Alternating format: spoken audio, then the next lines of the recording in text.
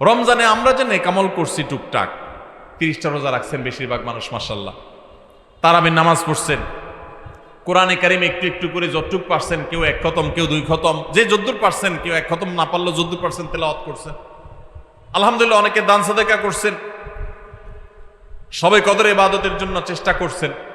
এই যে রমজানে আমলের চেষ্টা আমরা করেছি, এই আমলগুলো আল্লাহর কাছে কবুল হয়েছে কি হয় নাই, এটা বুঝার একটা উপায় আছে, আলামত আছে, নিশ্চিত কোনো উপায় নাই।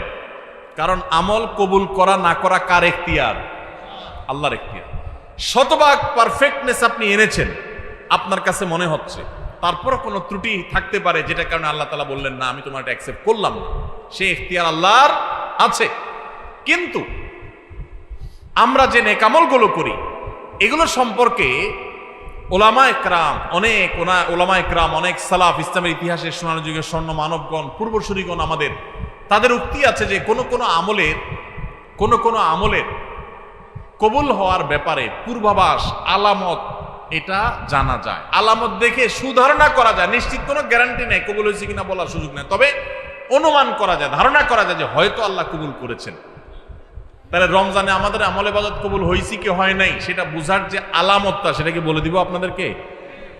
তাহলে একটু মাপে নিলেন যে আপনার আমলটা কবুল হলো কি হলো না, চেষ্টা করলেন, উৎসাহিত হলেন, অনুপ্রাণিত হলেন। বলবো আমি সেটা ভাইরা আমার, সেটা হলো, সে আলামতটা হলো রমজানে যে আমলগুলো করেছেন, শুধু রমজানের জন্য এটা কথা না, সারা বছরের জন্যই প্রযোজ্য। কোনো আমল করার পর সে আমলটা যদি আপনি ধারাবাহিকভাবে করতে পারেন, কন্টিনিউয়াসলি করতে পারেন, বারবার করতে পারেন, একাধিকবার করতে পারেন, ওইটার ধারা যদি ধরে রাখতে পারেন, তাহলে আপনি আল্লাহর ব্যাপারে সুধারণা করতে পারেন, আল্লাহ আপনার আগেরটা কবুল করেছেন, এই জন্য পরে আবার করার তৌফিক দিয়েছে। আল্লাহর কাছে আমল এবং ইবাদতে কবুলের একটা ছোট্ট আলামত এটা, যে আল্লাহ তাআলা রমজানে আপনি ফরজ রোজা রেখেছেন, রমজানের পরে শাওয়ালের 6 রোজা রাখার তৌফিক হয়েছে, সোমবার বৃহস্পতিবার রোজা মাঝে মাঝে রাখার তৌফিক হয়, চাঁদের 13, 14, 15 রোজা রাখার তৌফিক হয় মাশাআল্লাহ। তাহলে আপনি সুধারণা করতে পারেন আমার রমজান রোজা আল্লাহ কবুল করেছেন, সম্ভবত, নিশ্চিত না, হয়তো আল্লাহ কবুল করেছেন, সেজন্য আমাকে ওইটা আবার নতুন করে করার তৌফিক দিয়েছে। রমজানে আপনি তারাবির নামাজ পড়েছেন, রমজানের বাইরে 5 ওয়াক্ত নামাজ ধরে রাখছেন, তাহাজ্জুদ মাঝে মধ্যে পড়ার চেষ্টা করেন, হিম্মত করেন, নিয়ত করেন, সুধারণা করতে পারেন আল্লাহ হয়তো আমার রমজানেরটা কবুল করেছেন। কারণ আল্লাহর পদ্ধতি হলো কোন আমল করার পর বান্দা সে আমলটা যদি আল্লাহ অ্যাকসেপ্ট করেন, ওই আমলটা বান্দাকে নিয়মিত করার সুযোগ দেন, তৌফিক দেন। এটা দেখে আন্দাজ করা যায় যে হয়তো আল্লাহ তাআলা আমল কবুল করেছেন। আর রমজানের আমল রমজানেই শেষ, একেবারে প্যাক করে ফেলছেন, আর আমলের ধারে কাছে যান নেই, তাহলে লক্ষণ খারাপ। আপনার আমল কবুল হয়েছে কিনা গ্যারান্টি কেউ দিতে পারবে না, হয়তো কবুল হয়ে গেছে, কিন্তু এখানে লক্ষণ খারাপ। আপনার টেনশনের কারণ আছে যে আমি কেন আর আমলগুলো করতে পারছি না, তাহলে কি আমার আমলগুলো আল্লাহ কবুল করেন নাই? ভাইরা আমার, এটাকে আমি একটা উপমার সাথে দিয়ে একটু বোঝানোর চেষ্টা করি। উপমাটা হলো হালখাতা। আপনাদের এলাকায় হালখাতা আসেনি? এখন আগের মতো এত ব্যাপক হালখাতা সিস্টেম নাই। আমরা আমাদের শৈশবে দেখছি প্রত্যেক দোকানে দোকানে হালখাতা আছিল। তো হালখাতার সিস্টেম হলো যে বছরে একদিন হালখাতা হয়, সাধারণত পয়লা বৈশাখে হালখাতা হতো। এখন হালখাতা না, এখন পান্তা ইলিশ। হালখাতার জায়গা দখল করে ফেলছে কিসে? পান্তা ইলিশে। হালখাতা ছিল গ্রাম বাংলার ঐতিহ্য, সেটা চলে যায় ওই জায়গায় ঢুকছে কি? পান্তা ইলিশ। যাই হোক, তো হালখাতার সিস্টেম হলো সারা বছর যা বাকি খাইছেন এই সব টাকা হালখাতার দিন পরিশোধ করে একদম আপনার হিসাব ক্লিন করবেন, পরিষ্কার হয়ে যাবে, কোনো দেনা বাকি থাকবে না। তাহলে এবার আপনাকে দোকানদার একটু মিষ্টি মুষ্টি খাওয়ায়, জিলাপি টিলাপি খাওয়ায়, আর নতুন করে ওই দিনই যদি আবার বাকি চান, যত টাকা চান আপনাকে বাকি দিবে। এই না হালখাতার সিস্টেম? আর যদি আগের টাকা বাকি না দেন, এই আগের টাকা পরিশোধ না করেন, কিছু দিয়া আর বলেন যে ঠিক আছে বাকিটা দিব, এখন আবার নতুন করে বাকি দেন, তো হালখাতার শরীয়তে, হালখাতার নিয়মে ওইটা কিন্তু গ্রহণ হবে না। ঠিক না বে ঠিক? ঠিক একইভাবে আল্লাহ রাব্বুল আলামিন বান্দাকে কোনো আমল করার তৌফিক দেওয়ার পর যদি সে আমলটা আবারও করার তৌফিক দেন, তাহলে বুঝতে হবে আগেরটা আল্লাহ তাআলা অ্যাকসেপ্ট করছেন, কবুল করছেন। সুধারণা করা যায় আল্লাহ হয়তোবা তাকে নতুন করে আমলের তৌফিক দিয়েছেন, ইঙ্গিত দিচ্ছেন যে বান্দা তোমার আগেরটা কবুল করেছি। এই জন্য ভাইরা, রমজানের কোরআন তেলাওয়াত রমজানের মতো এত বেশি পারেন না, 1 পারা পারেন না, 2 পারা পারেন না, আধা পৃষ্ঠা পড়েন, 1 পৃষ্ঠা পড়েন। এই যে নিয়মিত পড়তেছেন, এটা যদি চেষ্টা করেন আর ধরে রাখতে পারেন, তাহলে সুধারণা করতে পারেন, হয়তো আপনার রমজানের আমল, রমজানের তেলাওয়াত আল্লাহ কবুল করেছেন। আমরা রমজানের আমলগুলো রমজানের পরে করার চেষ্টা করবো তো ইনশাআল্লাহ। আল্লাহ আমাদের সবাইকে আমলের তৌফিক দান করুন। ভাইরা আমার, রমজান মাস শেষে 3টি আমল যদি আপনি ধরে রাখতে পারেন, 3টি কাজ, রমজান চলে গেছে, এই 3টা কাজ আপনি ছাড়েন নাই, এগুলো যদি আপনি ধরে রাখতে পারেন, ইনশাআল্লাহ আপনার জীবনটা রমজানময় হয়ে যাবে, গোটা বছরটা আপনার জন্য রমজান হয়ে যাবে, এবং আপনার রমজানের ইবাদত সাধনা, সিয়াম সাধনা, সমস্ত বন্দেগী এবং ভালো কাজ সার্থক হয়ে যাবে যদি রমজানের 3টা জিনিসকে আপনি ধরে রাখতে পারেন। কয়টা জিনিস? 3টা বলবো সেগুলা। নাম্বার 1, 5 ওয়াক্ত নামাজ। আমাদের অনেক ভাইরা আছি সারা বছর নামাজের ব্যাপারে গাফিলতি, উদাসীনতা করলেও রমজানে কোনো গাফিলতি করি নাই। আলহামদুলিল্লাহ, রমজান মাসটা পুরা মাস নামাজ পড়ার চেষ্টা করছি। অনেকে আছেন না, কিন্তু রমজানের পরে এখন আর নিয়মিত পারতেছেন না। ভাই, আর কিছু না পারেন, বেশি কিছু না পারেন, রমজানে যে 5 ওয়াক্ত নামাজের অভ্যাস করছেন, ওই অভ্যাসটা ধরে রাখেন। মরণ পর্যন্ত 5 ওয়াক্ত নামাজে কোনো ছাড়, কম্প্রোমাইজ দিয়েন না, কোনো প্রকার ত্রুটি করিয়েন না। আল্লাহর কসম, ঈমানের পর 5 ওয়াক্ত নামাজের চাইতে গুরুত্বপূর্ণ কোনো আমল আল্লাহর জমিনে, কোরআন এবং হাদিসে আরেকটা নাই। নামাজের চাইতে গুরুত্বপূর্ণ কোনো আমল আছে?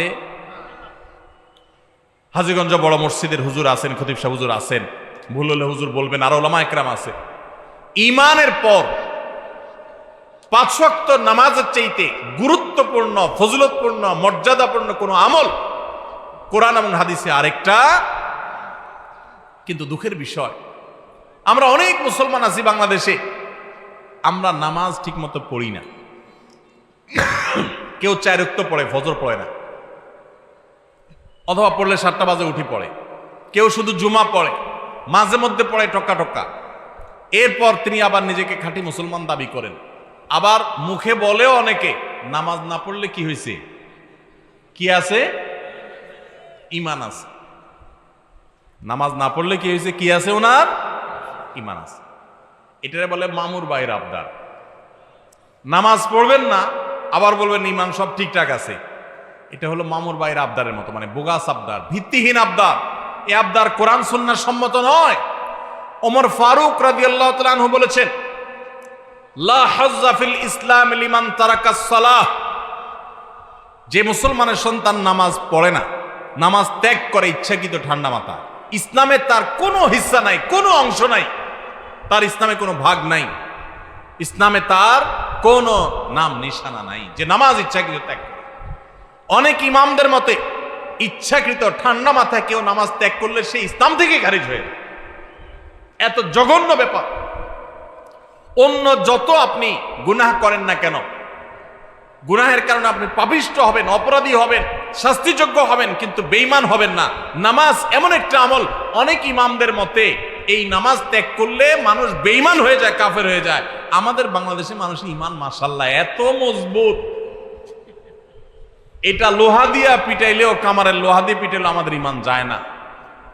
নামাজ না পড়তে না পড়তে না পড়তে না পড়তে এমনি কেবল অন্তরে মোহর পড়ে গেছে, এরপরেও সে বড় গলায় দাবি করে, নামাজ না পড়লে কি হয়েছে, আমার ঈমান ঠিক আছে। ভাইরা আমার, রমাদানের এই আমলটা, 5 ওয়াক্ত নামাজ সময় মতো, পুরুষরা জামাতের সাথে, মা বোনরা ওয়াক্ত মতো। মা বোনদের একটা সমস্যা হলো, অনেক মা বোনরা জোহরের নামাজটা পড়েন 3টা, 3:30টার দিকে। ম্যাক্সিমাম মা বোনরা এই কাজ করেন। কেন? কারণ দুপুরে ওনারা রান্নাবাড়া করেন, রান্নাবাড়া করতে গিয়ে ওনারা শরীর ঘামায় টামায় যান, তখন শয়তান এসে মাসালা নিয়ে হাজির হয়। শয়তান ওনার মাথায় একটা মাসালা ঢুকায়। কি মাসালা ঢুকায়? বলে যে, দেখো বোন, তুমি এত কষ্ট করে এতক্ষণ রান্নাবাড়া করলা, রান্নাঘরে গেছো, গরমে ঘামায়া স্যাঁতসেঁতা হয়ে গেছো, এই শরীর নিয়ে তুমি আল্লাহর সামনে কেমনে দাঁড়াইবা বলো? তো এবার বোন শয়তানরে জিগায় মনে মনে আর কি, তাহলে কি করতে হবে? এবার শয়তান তার মনে মনে বলে দেয় যে, আরে নামাজ তুমি ঠান্ডা মাথায় ফ্রেশ মোডে পড়বা, হাতের কাজ শেষ করে নাও, রান্নাবাড়া শেষ করে নাও, সবারে খাবার টাবার দিয়ে নাও, তুমি বাথরুমে যাও, সুন্দর করে গা ডলে গোসল করো, ফ্রেশ হয়ে আসো, এরপরে 3টা 3:30 আসরের নামাজ সুই সুই হয়ে যাবে, এবার তুমি ফ্রেশ মুডে একটু নামাজ পড়ো। কাজটা কি ভালো হইলো না খারাপ হইলো? দেখতে কিন্তু ভালো মনে হচ্ছে, তাই না? যে উনি ফ্রেশ মুডে নামাজ পড়বে। টাইম যদি পার হয়ে যায় তো এই ফ্রেশ মুডের 2 পয়সার কোনো মূল্য। আল্লাহ বলেছেন ইন্নাস সালাতা কানাত আলাল মুমিনিনা কিতাবাম মাওকুতা, নামাজ ইমানদারদের জন্য নির্দিষ্ট সময় পড়াটা ফরজ করা হয়েছে। এজন্য মা বোনরা সময় হওয়ার পর দেরি না করে, অনেক মা বোনরা মসজিদে আজানের অপেক্ষা থাকে, বলে মসজিদে পুরুষরা নামাজ না পড়লে মহিলারা বাসায় নামাজ পড়া যাবে না। না ভাই, পুরুষদের উপর ইসলাম এত ঝুলায় রাখে নাই মা বোনদেরকে। আরে মা বোনদেরকে যে পাওয়ার ইসলাম দিয়েছে, পৃথিবীর নারীবাদীদের 14 গোষ্ঠীর জন্মের বহু আগে ইসলাম নারীদেরকে আকাশে তুলে রেখেছে। এরা এগুলো চিন্তাও করতে পারবে না, এত মর্যাদা দিয়েছে। উমরা যাবেন, পুরুষ হয়েছেন তো জোরে জোরে তলবিয়া পড়া লাগবে, রোজা আছেন আর গায়ে রোজা আছেন, কোনো মাফ নাই, ছাড় নাই। আর মহিলা হলে আস্তে আস্তে পড়বে, রিল্যাক্স মুড, কোনো টেনশন নাই, কি আরাম, চিন্তা করে। পুরুষ হয়েছেন 5 ওয়াক্ত মসজিদে দৌড়ায় যায়, জামাতের সাথে নামাজ পড়তে হবে। আর জামাতের সাথে নামাজ না পড়ে অবহেলা করে বাসায় নামাজ পড়ছেন তো খবর আছে, আযাব আছে, আপনি ওয়াজিব তরক করেছেন, গুনাহগার। আর মা বোন মসজিদে যাওয়ার ডিউটি নেই, বাসা পড়লেই পুরুষদের সমান সওয়াব পাবে। ভাই একটা একটা করে আমি দেখাই, অন্তত 10-20টা আমল আমি দেখাইতে পারবো যে পুরুষদেরকে আল্লাহ এবং তার রাসূল কষ্ট করে করতে বলেছেন। একই কাজ মহিলাদের বিনা কষ্টে আরামসে রিল্যাক্স মোডে করতে বলেছেন, সব সমান, কোন কোন ক্ষেত্রে আরো বেশি। নবী সাল্লাল্লাহু আলাইহি ওয়াসাল্লাম বলেছেন ওয়া বুয়ুতুহুন্না খায়রুল লাহুন্না, নবীজির মসজিদে এসে পুরুষরা নামাজ পড়ে যে সওয়াব পাবে, যেই মহিলা নবী সাল্লাল্লাহু আলাইহি ওয়াসাল্লাম পিছনে নামাজ পড়তে চেয়েছেন তিনি বলেছেন তুমি তোমার বাসায় পড়লে সওয়াব আরো বেশি হবে। মা বোনদেরকে ইসলাম এত সুযোগ দিয়েছে। তো যাই হোক, এত সুযোগ পাওয়ার পরও অনেক মা বোন তারা হেলায় হারা রমজানের এই আমলটা যদি ধরে রাখতে পারেন, পুরুষরা ওয়াক্ত মতো জামাতের সাথে আর মা বোনরা ওয়াক্ত হয়ে গেলে নিজ জায়গায় দেরি না করে নামাজ পড়ে ফেলেন, ইনশাআল্লাহ আপনার রমজান 30 দিনের হবে না, আপনার রমজান 365 দিনের হবে। সবাই 5 ওয়াক্ত নামাজ ঠিকমতো পড়বো তো ইনশাআল্লাহ। যার 5 ওয়াক্ত নামাজ যত সুন্দর, সে তত আপার ক্লাসের মুসলমান, তার তাকওয়া তত স্ট্রং, তত মজবুত। যার নামাজ যত সুন্দর। নামাজ কিভাবে সুন্দর হয়? ধীরে সুস্থে পড়লে, সময় মতো পড়লে, মনোযোগ নিয়ে পড়লে, খুশুর সাথে পড়লে, সুন্দর কেরাত দিয়ে পড়লে, শুদ্ধ করে পড়লে, ভালোভাবে পড়লে, আস্তে আস্তে রুকু, আস্তে আস্তে সিজদা, সবকিছুতে গতি ভালো না ভাই। মোবাইল নেটে গতি ভালো, নামাজের মধ্যে গতি ভালো না। নামাজের গতি যত কম হবে, যত স্লো হবে, যত আস্তে আস্তে হবে, যত ধীরে ধীরে হবে, তত নামাজের মর্যাদা আল্লাহর কাছে বেশি হবে। আপনার মসজিদে যে মুসল্লি সবচেয়ে বেশি সময় নিয়ে নামাজ পড়ে, আপনি বুঝবেন এই লোকটা সবচেয়ে আপার ক্লাসের মুসলমান। নামাজের ক্ষেত্রে অন্তত, তার অন্য ক্ষেত্রে ত্রুটি থাকলে সে অবশ্যই দোষী হতে পারে, বাট নামাজটা তার সবচেয়ে সুন্দর, কারণ সে নামাজের সবচেয়ে বেশি সময় নিচ্ছে। এই জন্য সময় নিয়ে ধীরে ধীরে সুন্দর করে নামাজ পড়বো তো ইনশাআল্লাহ। রমজানে যারা নামাজ পড়ছেন ভাই, মরণ পর্যন্ত নামাজ পড়বেন। আপনারা কোরআনের একটা আয়াত শুনেছেন, জাহান্নামীদেরকে যখন জাহান্নামে নিক্ষেপ করা হবে, জাহান্নামীদের সাথে জান্নাতীদের কনভারসেশন হবে, কথোপকথন হবে। জাহান্নামীদেরকে জিজ্ঞাসা করা হবে মা সালাকাকুম ফি সাকার, তোমাদের কোন অপকর্মে, কোন বদভ্যাসে, কোন খারাপ কাজ তোমাদেরকে জাহান্নামে এনেছে বলো। তারা বলবে ভাই ক্বালু লাম নাকু মিনাল মুসাল্লিন, ক্বালু লাম নাকু মিনাল মুসাল্লিন। জাহান্নামীরা বলবে আমাদের যেই অপকর্মে, যেই পাপের কারণে আজ জাহান্নামে আসতে হয়েছে, সে পাপ হলো যে আমরা মুসল্লি ছিলাম না দুনিয়াতে, 5 ওয়াক্ত নামাজ ঠিক মতো পড়তাম না। ভাইরে, যা করেন না করেন সবকিছুর আগে 5 ওয়াক্ত নামাজটা ঠিক করেন। ইমানদারের জীবন যাবে, নামাজ যেতে পারে না ভাই, কোনো অবস্থাতে না, কোনো অবস্থাতে না। নামাজ ত্যাগ করার কোনো সুযোগ নেই। নামাজ এমন ইবাদত, দেখেন আপনার কাছে যদি পানি না থাকে, ওযু করার মতো পানি না থাকে, তাহলে তো নামাজ মাফ নাকি? যে পানি নাই বেচারা কি করবে? পানি না থাকলে কি করতে হবে? মাটি দিয়ে তায়াম্মুম করতে হবে। আপনার সতর ঢাকতে হয় নামাজের জন্য, পুরুষের নাভি থেকে হাঁটু পর্যন্ত। সতর ঢাকার মতো কাপড়ও যদি না থাকে, এরকম কোনো পরিস্থিতি আল্লাহ না করুন যদি আপনি পড়েন, তাহলে তো নামাজ মাফ নাকি?